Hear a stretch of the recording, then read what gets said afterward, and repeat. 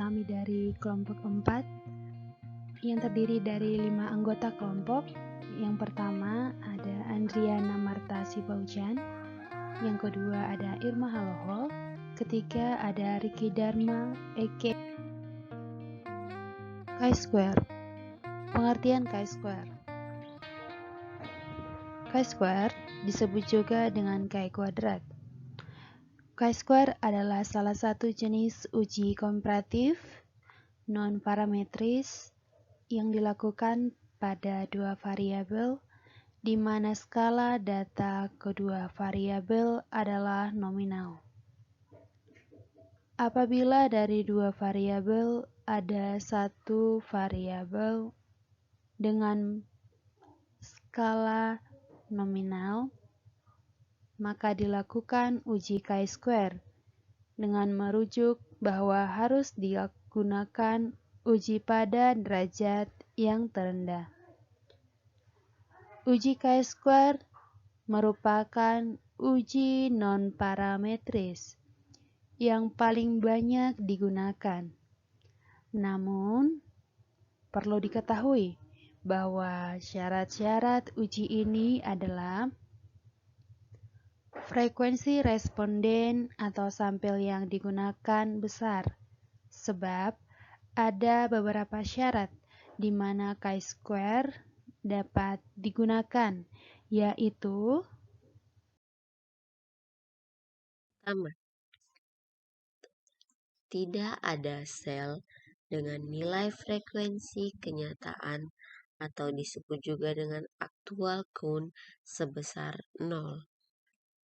Yang kedua, apabila bentuk tabel kontingensi 2x2, maka tidak boleh ada satu sel saja yang memiliki frekuensi harapan atau disebut juga expected count kurang dari 5. Yang ketiga, apabila bentuk tabel lebih dari 2x2, misal 2x3, maka jumlah sel dengan frekuensi harapan yang kurang dari 5 tidak boleh lebih dari 20%. uji chi-square dapat digunakan pada penelitian apa saja. Uji chi-square bisa digunakan pada pengujian X⁻², untuk ada atau tidaknya hubungan dua variabel atau biasa disebut independency test. Selanjutnya, untuk uji X⁻², homogeneity test, dan terakhir adalah untuk uji X⁻² pada bentuk distribusi. Uji chi-square digunakan untuk menguji hubungan atau pengaruh dua buah variabel nominal dan mengukur kuatnya hubungan antar variabel C sama dengan coefficient of contingency. Apa persyaratan uji chi-square dianggap valid? Syarat dari uji chi-square: jika tidak ada sel dengan nilai frekuensi kenyataan atau disebut juga actual count atau FO sebesar 0, dan apabila bentuk tabel lebih dari 2x2, 2x3, maka jumlah sel dengan frekuensi harapan yang kurang dari 5 tidak boleh lebih dari 20%. Rumus chi-square sebenarnya tidak hanya ada satu. Apabila tabel kontingensi bentuk 2x2, maka rumus yang digunakan adalah koreksi Yates. Apabila tabel kontingensi 2x2 seperti pada syarat chi-square digunakan, tetapi tidak memenuhi syarat seperti syarat tersebut, yaitu ada sel dengan frekuensi harapan kurang dari 5, maka rumus harus diganti dengan rumus Fisher exact test. Salah satu rumus yang difokuskan digunakan untuk tabel kontingensi lebih dari 2x2, yaitu Person chi-square. Rumus Person chi-square adalah uji chi kuadrat dilambangkan dengan x kuadrat. Dari huruf Yunani disebut chi, dilafalkan dengan chi, yang digunakan untuk menguji dua kelompok data, baik variabel independen maupun dependennya, berbentuk kategorik, atau dapat juga dikatakan sebagai uji proporsi untuk dua peristiwa atau lebih, sehingga datanya bersifat diskrit. Misalnya, ingin mengetahui hubungan antara status gizi ibu, baik atau kurang, dengan kejadian ya atau tidak. Dasar uji chi kuadrat sendiri adalah membandingkan perbedaan frekuensi hasil observasi O dengan frekuensi yang diharapkan E. Perbedaan tersebut meyakinkan jika nilai dari chi kuadrat sama atau lebih besar dari suatu nilai yang ditetapkan pada taraf signifikan tertentu dari tabel X kuadrat.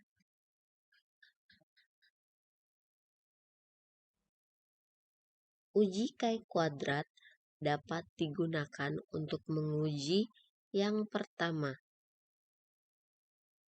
uji X kuadrat untuk ada tidaknya hubungan antara dua variabel atau disebut dengan independensi tes.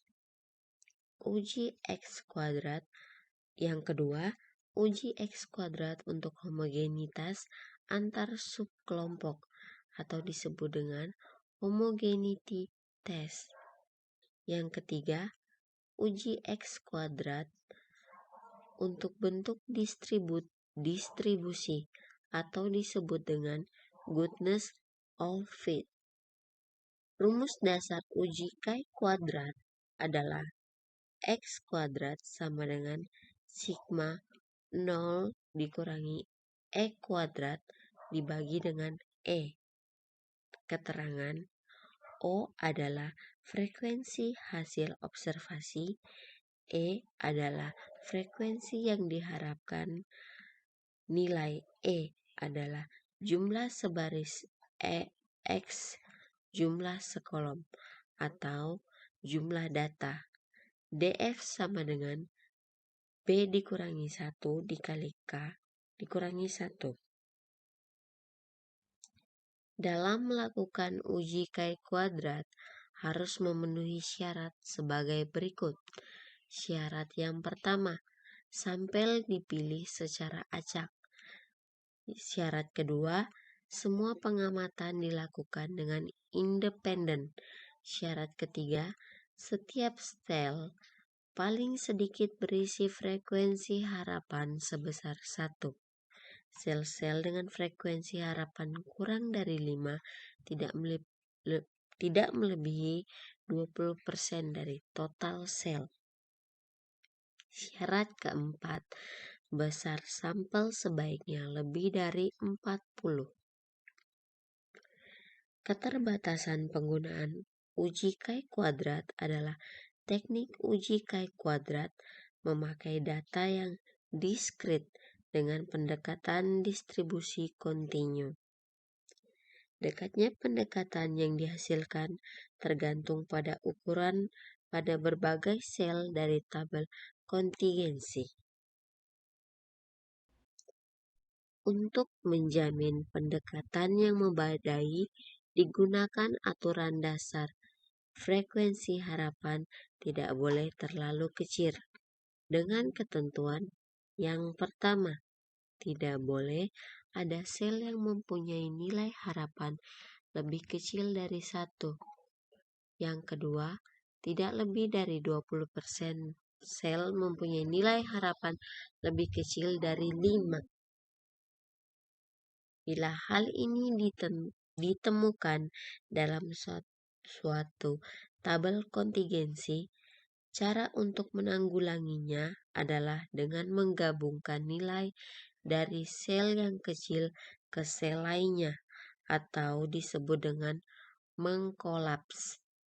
Artinya, kategori dari variabel dikurangi sehingga kategori yang nilai harapannya kecil dapat digabungkan ke kategori lain. Khusus untuk tabel 2x2, hal ini tidak dapat dilakukan. Maka solusinya adalah melakukan analisis chi-square. Contoh kasus: Perusahaan penyalur alat elektronik AC ingin mengetahui apakah ada hubungan antara gender dengan sikap mereka terhadap kualitas produk AC. Untuk itu, mereka meminta 25 responden mengisi identitas mereka dan sikap atau persepsi mereka terhadap produknya. Permasalahan dalam kasus ini adalah apakah ada hubungan antara gender dengan sikap terhadap kualitas AC? Hipotesis HO: tidak ada hubungan antara gender dengan sikap terhadap kualitas AC. H1: ada hubungan antara gender dengan sikap terhadap kualitas AC.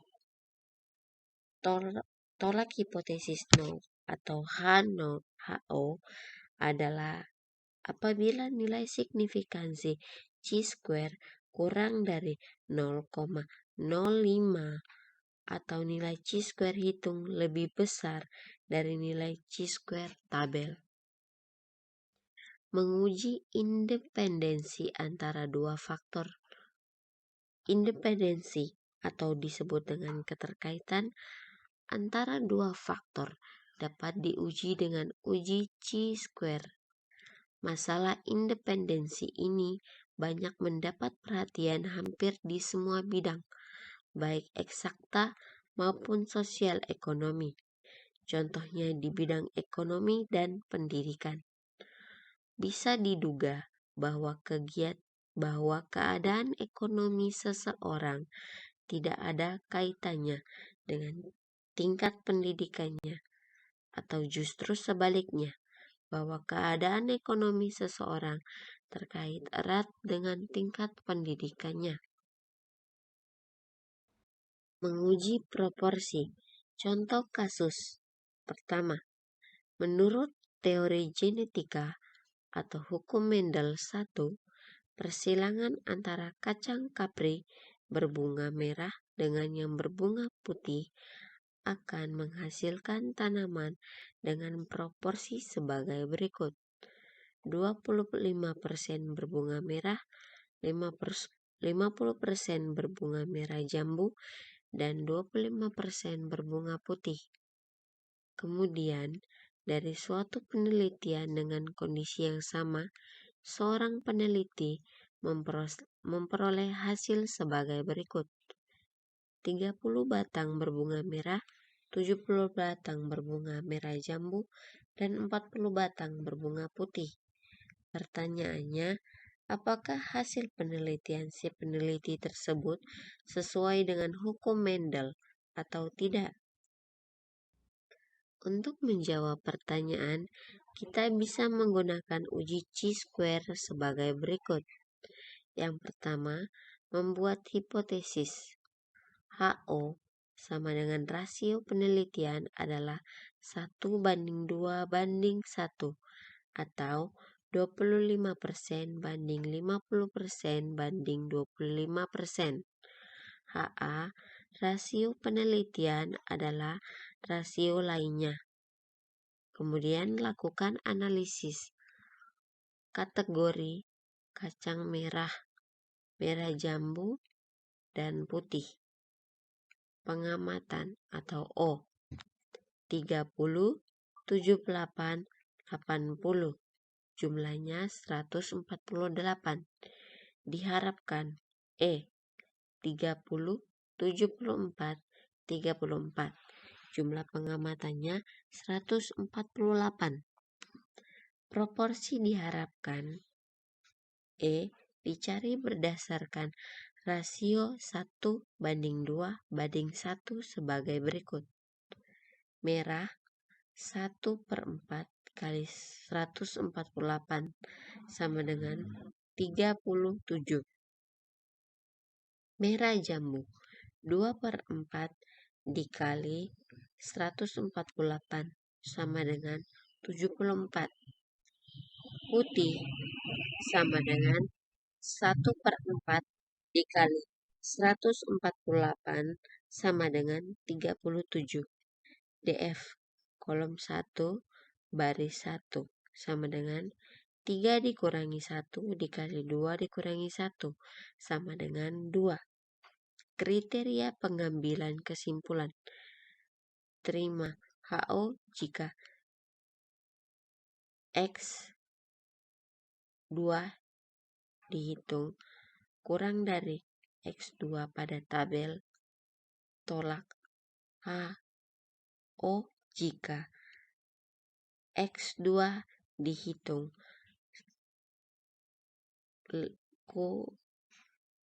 lebih dari atau sama dengan 2 pada tabel. Kesimpulannya adalah dari hasil analisis data diperoleh X2 dihitung kurang dari X2 pada tabel, maka HO diterima. Berarti rasio hasil penelitian si peneliti tersebut sesuai dengan rasio menurut hukum Mendel.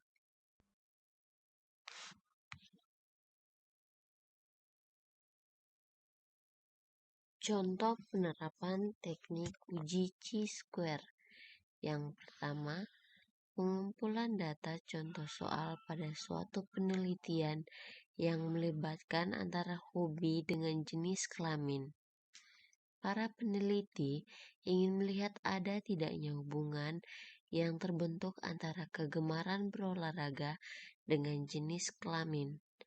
Berikut data yang tersedia. Jumlah wanita yang memiliki hobi berolahraga 15 orang. Jumlah pria yang memiliki hobi berolahraga 29 orang. Jumlah wanita yang memiliki hobi komputer 27 orang. Jumlah pria yang memiliki hobi komputer 27 orang. Jumlah wanita yang memiliki hobi berkebun 17 orang. Jumlah pria yang memiliki hobi berkebun 37 orang. Jumlah wanita yang memiliki hobi belanja 29 orang. Jumlah pria yang memiliki hobi belanja 35 orang. Yang kedua, perumusan hipotesis pada langkah pengujian yang pertama. Penulis harus merumuskan nilai hipotesis HA dan H0. Apabila X sama dengan 0, maka tidak ada hubungan yang kuat antara kegemaran dengan jenis kelamin. Sementara jika X tidak sama dengan 0, maka itu artinya ada hubungan yang kuat antara kegemaran dengan jenis kelamin. Langkah ketiga, membuat tabel kontingensi jawaban dan pembahasan tabel kontingensi. Data-data yang terkumpul kemudian dikelompokkan ke dalam tabel kontingensi. Karena jenis kelamin terdiri dari 2 jenis, yakni perempuan dan laki-laki, Sementara tabel hobi terdiri dari 4 jenis, maka tabel kontingensi yang dibuat berbentuk 2x4 dengan baris sebanyak 2 buah dan kolom 4 buah. Setiap kotak di dalam tabel kontingensi disebut dengan istilah sel. Di dalam setiap kolom dan barisnya memiliki sebuah subvariabel. Berikut tabel kontingensi yang dibuat. Jenis kelamin, hobi, total. Yang berkebun, komputer, olahraga, belanja, serta pria dan wanita. Pria 37, 27, 29, 35.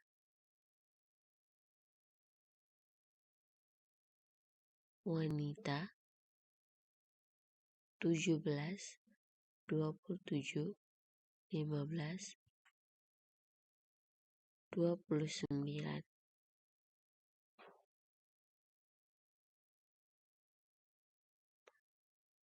Tabel kontingensi square.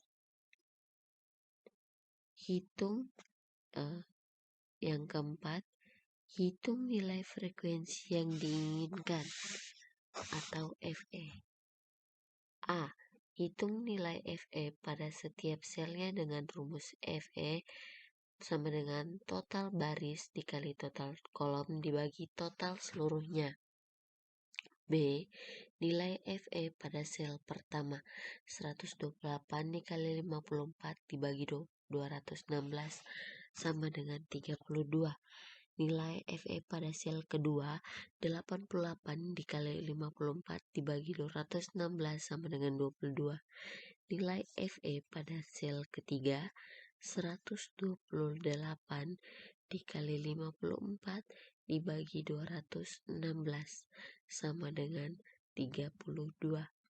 Nilai FE pada sel keempat 88 dikali 54 dibagi 216 sama dengan 22. Nilai FE pada sel kelima 128 dikali 44 dibagi 216 sama dengan 26. Nilai FE pada sel ke-6 sama dengan 88 dikali 44 dibagi 216 sama dengan 18. Nilai FE pada sel ke-7 sama dengan 128 dikali 64 dibagi 216 sama dengan 38. Nilai FE pada sel ke-8 sama dengan 88 dikali 64 dibagi 216 sama dengan 26. Nilai chi-square. Jawaban cara mencari nilai chi-square. X kuadrat sama dengan sigma KI sama dengan 1 dalam kurung F0 dikurangi FE dikali 2 FE. X kuadrat sama dengan 37 dikurangi 32 dikali 2 per 37 ditambah 17 dikurangi 22 dikali 2 per 17 ditambah 22 dikurangi 32 dikali 2 per 27 ditambah 27 dikurangi 22 dikali 2 per 27 ditambah 29 dikurangi 26 dikali 2 dibagi 29 ditambah 15 dikurangi 18 dikali 2 per 15 ditambah 35 dikurangi 8 dikali 2 per 35 ditambah 29 dikurangi 26 dikali 2 dibagi 29 dikali 2 sama dengan hasilnya adalah 5,47. Jawaban cara mencari nilai DF. dari tabel kontingensi di atas, kita dapat menghitung nilai DF atau KB dengan perhitungan ini. Jumlah baris tabel kontingensi R sama dengan 2, jumlah kolom tabel kontingensi atau C sama dengan 4. DF sama dengan R dikurangi 1 dikali C dikurangi 1. DF sama dengan 2 dikurangi 1 dikali 4 dikurangi 1 sama dengan DF sama dengan 1 dikali 3. DF sama dengan 3. Dari kedua tabel di atas diperoleh hasilnya adalah 7,815. Dengan menggunakan rumus area penolakan, maka tolak HO jika X2 dihitung lebih dari atau sama dengan X kuadrat tabel, X kuadrat 2 dihitung sama dengan X kuadrat tabel. Hasilnya adalah 5,47 banding 7,815. X kuadrat hitung kurang dari X kuadrat tabel. HO diterima dan H1 ditolak. Artinya, berdasarkan data yang diperoleh di atas, perbedaan tidak signifikan. Dengan kata lain, dapat disimpulkan dengan hasil uji chi-square. Tidak ada hubungan antara jenis kelamin dengan hobi masing-masing orang yang diikuti dalam survei di atas.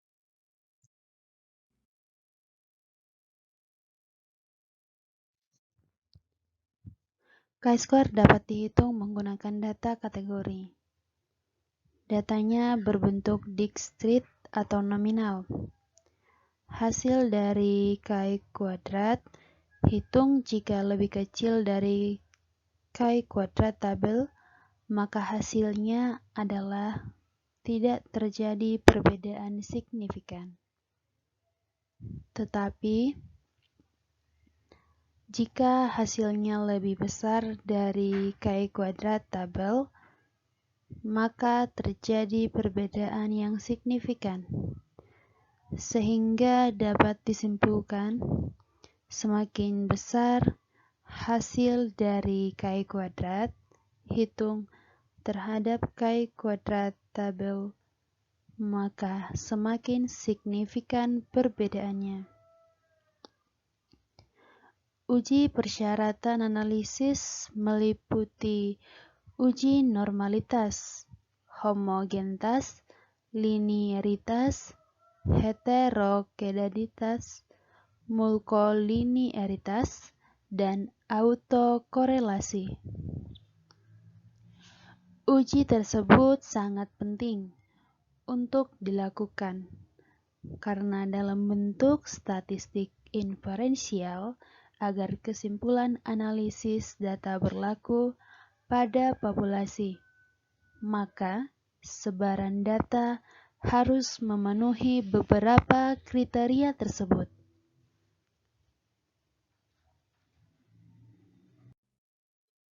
Akhir kata, uji chi-square tidak dapat digunakan untuk memberi informasi terkait tingkat kekuatan hubungan yang tercipta antara variabel yang diteliti. Untuk lebih memahami konsep uji chi-square atau chi kuadrat, maka kita harus lebih sering melakukan penghitungan data sebagaimana contoh di atas. Semoga berhasil. Baiklah teman-teman, demikian hasil pembahasan materi chi-square dari mata kuliah Statistik Inferensial dengan materi chi-square. Semoga materi pembahasan ini dapat bermanfaat kiranya untuk kita semuanya, dan jika masih ada kekurangan kami mohon maaf. Dan akhir kata, kami dari kelompok 4 mengucapkan terima kasih.